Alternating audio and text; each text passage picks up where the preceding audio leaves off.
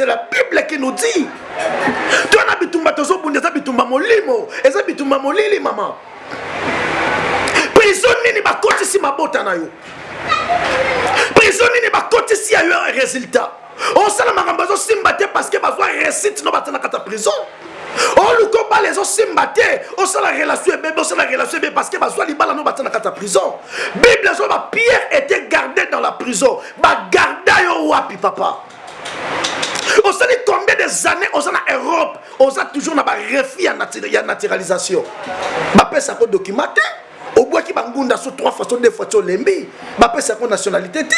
Ba pesa ko mukandate parce que bazwa récite no batana kata prison. Donc on solo ba makambo mutumo zo ba prophète ba lobaka kaboy. Eza modèle na bango koloba papa, ne blague pas avec les choses spirituelles. Car le monde des ténèbres existait. Diable a cause récite non atteint à ta prison. Il y a besoin de ça makambo zo simbate parce que ba fait ba fait résultat, ba fait récite, ba atteint à ta prison. La Bible dit Pierre était gardé dans la prison. Ba gardé santé na wapi. Okoma ko bela obika kate. Okoma un mois obeli, un mois obiki, un mois obeli, un mois obiki parce que bazwa santé na yo batana kata prison. Il y a yo vie l'ange du Seigneur survint. L'ange est venu pourquoi? Parce que l'église a prié pour Pierre. Prière et même intervention Nzambe. Prière et même intervention Nzambe pas moi sans botate. Prière et même intervention Nzambe pas moto et moroïde ou mela. Ameli ba ki saison simbate. Kanaye est comme incurable. Ba ko bika li susute. Prière et même intervention. Maman papa na belelio. Fina yo wapi. Pierre batake na kata prison. Ya yo libala bata wapi. Ya yo récite bata wapi.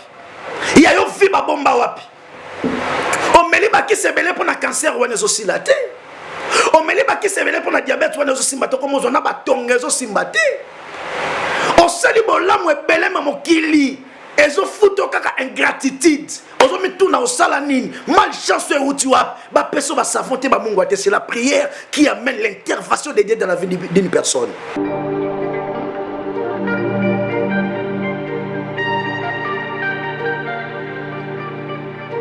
Shalom, excellent peuple de Dieu. Nzamba Pambola, bino de partout, bo mesana kolanda, les prophètes Jérémie Kinkela, prophète ya Nzambe.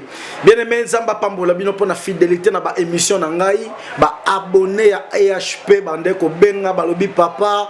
Vraiment ça fait un temps tozo mono du sous-souté na chaîne ba prédication na ezozanga biso ba parole édifiante ezozanga biso et puis ba Nzambe de partout ba bande ko benga balobi papa ba message au pesa c'est très fort tozo na besoin ko yoka ba message aboye ou te ko pesa message que au moni musicien moko munene na mboka na RDC kufi et tote ko mona mambo salama ki tote ko perdre maman na biso tchala mwana prophète Jérémie Kinkela asakola ki makamboana asakola ki makamboana mambo belé uti koleka leka na mboka na sakola ki makamboana makambo belé et uti kokoma. Bien aimé dans le Seigneur na ina ba message moko très important na mboto kota na kati ya message o Nzambe apesa kinga na ngina s'adresser directement na message o Nzambe apesa kinga pour na pasteur Moïse Mbie kolo yebisi ngai na yebisa bana ya cité Bethel. Bana cité Bethel kolo yebisi ngai na yebisa bino toute autorité vient de Dieu. Toute autorité vient de Dieu. C'est l'Éternel qui a élevé le pasteur Moïse Mbie au lelo aza combattu na kata cité Bethel. Kolo yebisi ngai lobi prophète va sonner la trompette. Que ne beta trompette yebisa bango on ne touche pas à un oint de Dieu. Kolo yebisi ngai exemple il y a Saïl tant azoluka David. Bible zoloba lorsque Saïl azoluka David et comment qu'il attend oyo David aye kozwa Saïl na maboko parce que akuta Saïl azaki kolala bat bazaki na David babi se balobi occasion ngonzamba pesio boma esala e mabe David alobi bataka loboko te likolo muto nzamba pakoli mafuta kolo yebisinga autorité no so utake pa na yenda pesi autorité na pasteur Moïse Mbie oazo diriger cité Bethel alors bande ko nyos bazana kata cité Bethel ba telemisi bitumba contre ye kolo ebisinga bosala attention parce que frappe Nzambe eza makasi wana eza message Nzambe pesenga pour na cité Bethel eza message Nzambe ebisa kinga et tant ba chrétien to analyser to comprendre que ba tiaka te musapi et pas muto Nzambe a oendre ma bête to malamu ya ye to tika nzambe a jugé ye botika hotel misele bitumba nzamba ye bisinga na sonner trompette et puis message ami ba le collègue bisinga na sonner trompette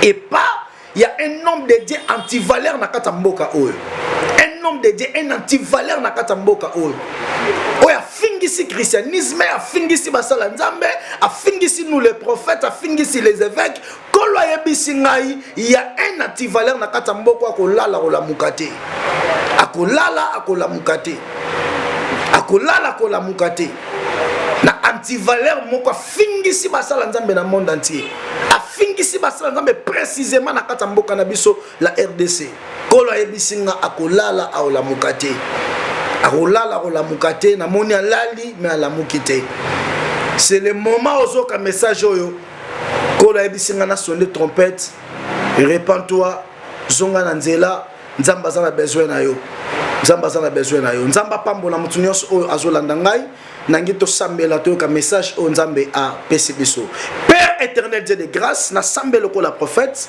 na sengi grâce na message on a zingi na loba pendant quelques minutes tout ça là na se amolimo mo santuno à conduire biso peut-être ma commission ba pousse ils sont poussés par l'esprit de Dieu que les hommes ont parlé de la part du Seigneur na sambeli au nom de Jésus-Christ amen beti la nzambe maboko makasi nzamba aidina bala na ebike ozana bureau mais beta maboko makasi ozana hôpital ozola nanga malade umeli ba médecin ba déclarer ba lobi maladie no incurable ko bikate mais ngina bisa o Jova Rafa za na bomo ibetele maboko makasi ozana prison ozola nangai dossier koti mulilo zo bimate baninga bazo samba ozo sambate kana yo bien aimé dans le Seigneur justice oko kokata te vérité zo ko komona na dossier na yo betela nzambe maboko makasi sabaot mobundi bitumba akobundelo bitumba akolongisa yo ozana balongolo musala injustement balongolo musala injustement ozwe balikambo salité otali moso otali bana ozwe bate famille ko boko mandenge nini papa na biso ko bangate les consolateurs des âmes bâties là zambo consola ka mitema o baby mitema o eza et comme consolable azawana betele maboko makasa ko sala quelque chose libale linga kufa parce que ozo botate ba ebisio kendengo za no ko botate parce que oza sous na ba matriste mais nangina ya bisa le créateur de toutes choses eza bato balobe le créateur de toutes choses et ça Jésus-Christ de Nazareth on a zoté yo betele maboko makasi miracle zo kota na kata foyer na bino zambalola apambola biso toza na livre ya Actes des Apôtres chapitre 12 Actes des Apôtres chapitre 12 verset 1er à 5 je fais la lecture vers le même temps le roi Hérode s'est mis à maltraiter quelques membres de l'église et il fit mourir par l'épée Jacques, frère des gens. Voyant que cela était agréable aux yeux des Juifs, il fit encore arrêter Pierre. C'était pendant le jour de paix sans levain. Après l'avoir saisi et jeté en prison, il est mis sous la garde de 4 escouades, de 4 soldats, chacune avec l'intention de le faire comparaître devant le peuple après la Pâque. La Bible dit dans le verset 5, Pierre donc était gardé dans la prison et l'église ne cessait d'adresser pour lui des prières à Dieu. Pierre donc était gardé dans la prison et l'église ne cessait d'adresser pour lui des prières à Dieu. Bien aimé, écoutez-moi très bien les passages que nous venons de lire. La Bible nous relate l'histoire d'une personne.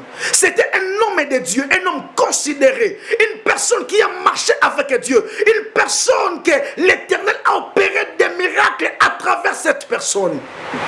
La Bible a dit cette personne, il s'appelait Pierre. Et il y avait un roi, le roi qui s'appelait Hérode. La Bible dit dans les temps-là, Hérode s'est mis à maltraiter l'église. Lorsqu'il s'est mis à maltraiter l'église, il fut tué par l'épée. Il a tué Jacques, frère de Jean. Il a tué Jacques, frère de Jean.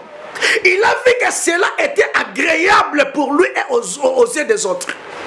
Comme il a tué Jacques, frère de Jean, il a vu que cela était bien à ses yeux et aux yeux des autres. Il a voulu aussi faire tuer Pierre, qui était un apôtre aussi du Seigneur. Écoutez-moi très bien, c'est le peuple de Dieu. Hérode qui a maltraité l'église. Je ne sais pas, Hérode a terminé la vie au rôle des animes. Je ne sais pas Hérode atemi na kata famille na bino rôle nezanini. Parce que aba présenter biso Hérode atemi abandi ko maltraiter église. Maman na zo maltraiter libala na yo. Wana Hérode moko zo maltraiter libala no libala ezana kimeta koza fille. Wana depuis fille wana kutana mobile no libala no zo mitungisa. Libala linga kufa koza fille wana ye wana Hérode ya foye na yo. Osana makambozo simbate na musala oza kombati ezana mutu moko azo combattre makasi na kata musala souci ne eza yo perdre place wana souci ne eza yo zo fonction te souci ne eza yo zo gradité souci ne ezali yo o perdre bisika oza Hérode ya fina yo wana je ne sais pas ce qui o comprendre déjà to yebe Hérode o azo combattre fino ce kazanani Bible zoloba Hérode akangi Jacques atie na prison.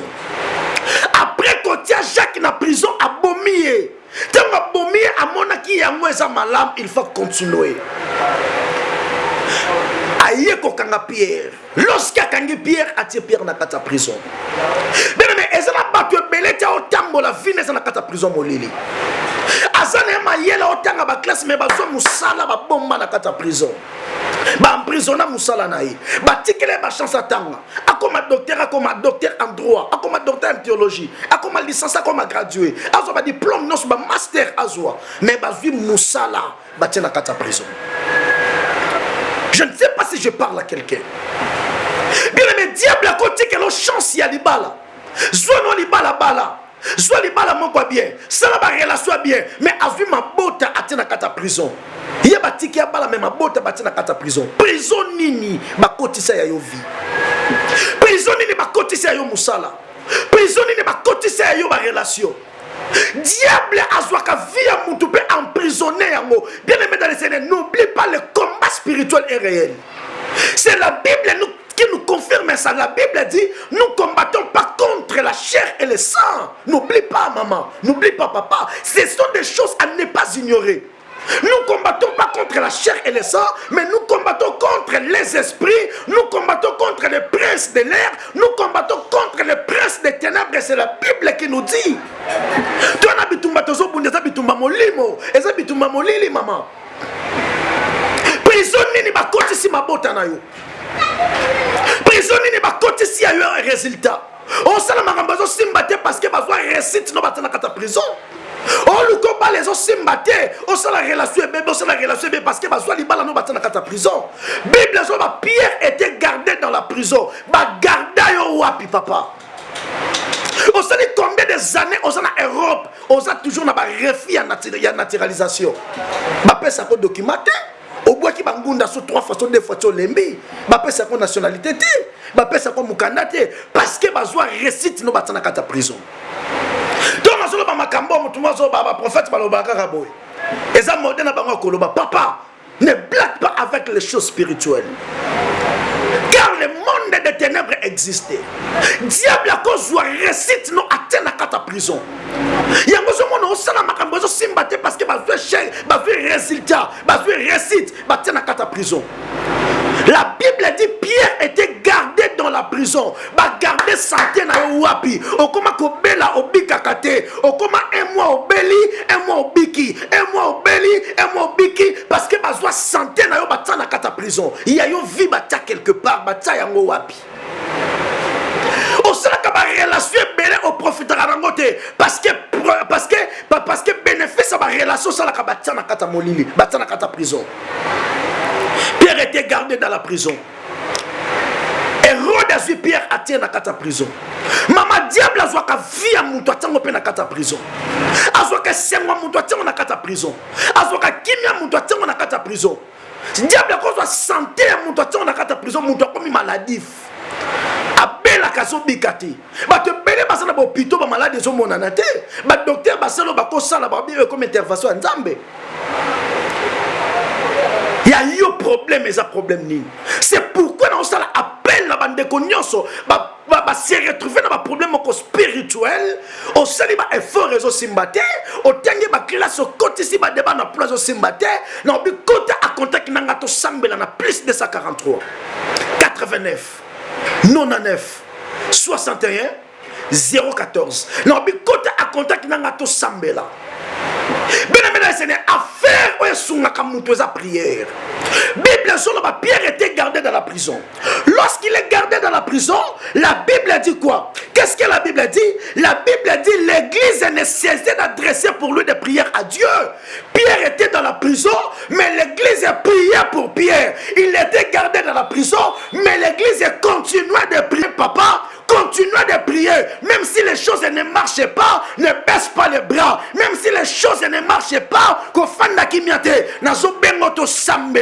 contactez notre Sambela. Église, lorsque Pierre est en prison, église va dire pour Pierre, église va dire que Sambela pour Pierre, église va fanda kimiate, maman libale n'y'a kufa ko fanda kimiate to Sambela, papa Moussala moi déjà kufi to Sambela, bazo pimela yo nationalité to Sambela, ya yo promotion matakate, bato bandana bango Moussala promotion mati, o bandana bango Moussala ba grade des obima, ya yo zo simbate, benganga to Sambela, plus 243, 89, 99, 61, 014. Non, mais benganga to Sambela. Écoutez, ce qui était arrivé après.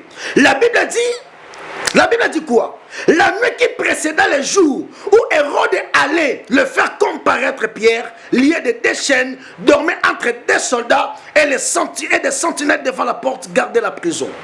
Et voici un ange du Seigneur survint. L'ange est venu pourquoi? Parce que l'église priait pour Pierre. Prière et même intervention en Zambé. Prière et même intervention en Zambé, pas moi sans botate. Prière et même intervention en Zambé, pas mouto et moroïde ou mela. Amélie Baki saison simbate. Canaillé est comme incurable. Balda kopika li sousouté. Prière et même intervention. Maman, papa na belelio. Benganga to Sambela. Plus 243.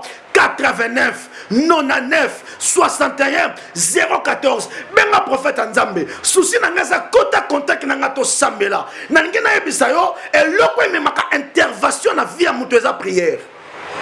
Ma personne va savante et ça na savon mon côté le ngola botutu nanzoto. Non. Joie savon, salé la sokola botu. Non. Et y a un savon mon côté et longola malchance. Et y a un savon mon côté pesa mutu promotion. Et y a un savon mon côté big saka mutu. Et zakaka comme moi Jésus-Christ ne et pesa mutu sali. Et y a un mafuta mon côté et pesa attirance. Il y a un foot mon côté benda kamibali baya to basibaya. Et ça na poudre te ça na pomadité, ça na savonté. Et ça kaka na comme Jésus-Christ. La Bible dit l'onction attire. La personne qui a l'onction va attirer vers la personne. Mais l'okonyon son montoison luka. Et ça ma foot te savonté singate. Mais l'oko bazo pesa yote ba bougite. Et ça prière et pesa onction attire toutes choses vers l'homme. Na lobi benganga to Sambela. Plus 243, 89, 99, 61, 014. C'est la prière qui amène l'intervention de Dieu dans la vie d'une personne. Et ça va bougiter, et ça va offranditer, et ça prière. Papa na ebisio, place au souki, to Sambela. La Bible dit, Pierre était gardé dans la prison, mais l'église a prié pour lui. Souci nangaza to Sambela. Place bakanga libala na yo ebima. Souci nangaza to Sambela. Mobali no bisika batsakiye. Nzambe abimise na kasa prière. Souci nangaza to Sambela. Mutu azo trouble moi sinon mutu na bakisi et pas ba marabout. Nzamba intervenir. Souci nangaza to Sambela. Bisiko zwaka musalate. Ozo beta batour ozo zonga. Na obi a tour ondet ozo Sambela. Bako retenir yo na musala. Souci nangaza to Sambela, ba pesa ko documenté, naturalisation zwakate, nengozo benga prophète Nzambe, tozo Sambela, Nzambe a intervenir, na lobi prière et memaka intervention ya Nzambe na vie ya mutu. Est-ce que mutu maso comprendre ngai? Na lobi prière et memaka intervention ya Nzambe na vie ya mutu. Pierre azalaki na kata prison, église bazo Sambela pona ye. Prière wana ememi intervention ya Nzambe. Papa to Sambela, Nzamba intervenir. Nengo zo bela wana. Prière ekobiki sayo. To Sambela mama. Nengo zo botate. Libale ninge kufa. Ba semeki bazo chola. Ya kofinga bazo finga. Ba peso komo mela milangi. Mama na lobi ko bangate. Muta peso ko libala wana za Nzambe. Ko luka batu ba sokola yote. Ko luka batu ba peso ba savonte. Ko luka batu ba peso ba mafuta te. To Sambela. prière et même intervention ya nzambe na vie ya mutu. Prière, prière, prière, prière. Yonde pole nangai, oyo natielaka motema. Yonde mwinda nanga, zana tito ngito sambela. Nzela oyo nabilaka, na kokende lisusu wapi. Yonde maloba ya bomoy, ebrada sodo ya boshaka ya badake. Ika sebrodo samanaba. Na ebi que oza déjà bâti, oza na prison oumeli, ozo ebate vérité na yoko bima kolonine. Na ngi na ebisa yo la Bible dit malgré la durée de la nuit, le soleil apparaîtra. Eza na mukolo moko bakangaka Pierre, eza na mukolo moko intervention nzambe yaki. Au moment zo landa ngai, na lobi contacter ngato sambela na plus 243 89 99 61 014. Moutoumoussa ibisinga lobi prophète. Pourquoi bino bo insista ka to benga bino to sambela? Na ko kipe ko sambela nga moko oui. Ko sambela yo moko eza mabeti. Mais ngina yebiso pourquoi nazo yebiso obenga nga to sambela? La prière se fait avec des directives. La nanga très bien. La prière se fait avec des directives. Nzamba zo ebisa Moïse, azo ebisa Abraham pardon. Abraham okopesa nga Isaac na ngomba o na kolakisa yo. Écoutez-moi très bien. Dans l'île des montagnes que je te montrerai, tu vas me donner Isaac. Mais dans l'île des montagnes que je te montrerai, il y avait plusieurs montagnes. Mais Dieu a choisi la montagne de Morija. Na Morija nenzamba ebisa Abraham ngomba o ndo pesa ngai. Prière et salamaka na directive. Nzamba zo ebisa Noé oko construire arche mais na modèle onga nzambe na kolakisa yo. Mama, na zo ebiso obenga nga to sambela pourquoi? Parce que tango ko benga nga to sambeli, nzamba ko pesa biso modèle ya prière to ko sala. Papa benga nga to sambela, pondengo ko benga nga, nzamba ko pesa nga prophète na ye modèle ya prière to ko sala. Modèle la prière to kosala. Souci na ngeza tena peso ba témoignage à bateau bazo bika na ministère nanga. Mais souci na ngeza yope ozwa li solo, yope ozwa témoignage à kobeta. Nangito sambela. Nangito sambela. Batie fina yo wapi. Pierre batake na kata prison. Ya yo libala bata wapi. Ya yo récite bata wapi. Ya yo fi ba bomba wapi. O meli ba ki sebele pour na cancer wane zo silate. O meli ba ki sebele pour na diabète wana zo simbate comme ozona ba tongezo simbate. O sali bolamu ebele mamokili ezo futo kaka ingratitude. Ozo mituna o sala nini malchance e uti wap ba peso ba savonte ba mungu ate. C'est la prière qui amène l'intervention de Dieu dans la vie d'une personne. Contactez prophète na plus de 143 89 99 61 014. Na yedo so lembi au bengi ba prophète beloza desi. Au pesa ki ba prophète confiance moza desi. Papa na bondelio, maman na bondelio. Parmi les faux, il y a aussi les vrais. Batunyo sont basés dans les faussetés. Pesanga confiance. Benganga to sambela. Ozo benganga pona objectif moko. Objectif est sa prière. To sambela na kata prière. Nzamba ko lakisa biso modèle to ko sambela pona kanayo. Ko hésiter te. Kota a contact na prophète Nzambe. Lorsque Pierre azaki na prison, église babandaki ko sambela pona ye. Souci na ngeza to sambela pona dossier na yo wana. Ya yo ba nyongo ba futa ate to sambela pona ngo. Ya yo makambo simba kate to sambela pona ngo. O banda ba démarche à voyage tilelo simba kate to sambela pona ngo. O salaka makambo komaka na suka te to sambela. O do vivre instabilité na domaine nyonso. Na musalo za instable na domaine ya choix. O zo mosto za bobali o za instable, instabilité est là tu partout. Vie na yo eza stationné au telema place moko, vie ke na musika te, échange kate, o évolue kate, benga prophète Nzambe to sambela. Na lobi eloko memaka intervention Nzambe na via mutu eza prière, eza ba maite mungu ate mafuta te, savon te eloko te, ba peso eloko te o salela na place à prière. Eloko zo mema intervention Nzambe na via mutu eza prière. Ça le boko mbali na mutema to sambela. Le boko mbali za na mutema. Oza na prison, oza na hôpital, oza na bureau, oza na transport. Koyoka sonité to sambela. Père, au nom de Jésus, Nzamba Aidina Bala Alexandre. Na sambeli pona mutu alandingai. Aza abati. Alanda ba prophète belé a perdra foi aloba ko sambela lisusu. Alanda ba sala nzambe belé a perdra foi aloba pona ye akokidi susu ko sambela te. Mais alandi message o te pananga prophète na yo. Azbi foi, aza consolé, aza réconforté. Kolo Yesu Masia. Pesa solution na problème à papa o. Pesa solution na problème à maman o. Atelo boko na mutema. Stérilité lataye. Au nom de Jésus-Christ nzamba Aidina Bala Alexandre. Bikisa mama o. Visitez foyer papa o. Musala papa o elingi ko kufa nzambe restaurer yango. Na kombo na Yesu Masia. Azana prison. Azoluka vérité na kanaye. Abima na passe azali. Na sambeli au nom de Jésus nzamba Aidina Bala. C'est là quelque chose. Nzambo ya bimelanga na bangomba. Zambe oyo abimisi Jael senga na koma. Zambo na moni bolamu na hôpital Kitambo. Na lali na hôpital Kitambo na zo sambela. Pour na Jael senga zaki na koma 4 jours. Baba côté na coma profond. Na lali na salle d'urgence. Liboso salle d'urgence à hôpital Kitambo. Na bandi ko sambela. Na moni nzamba Aidina Bala ko bimisa Jael senga na kata koma. Nzambe wana na moni bolamu na yo. C'est là quelque chose.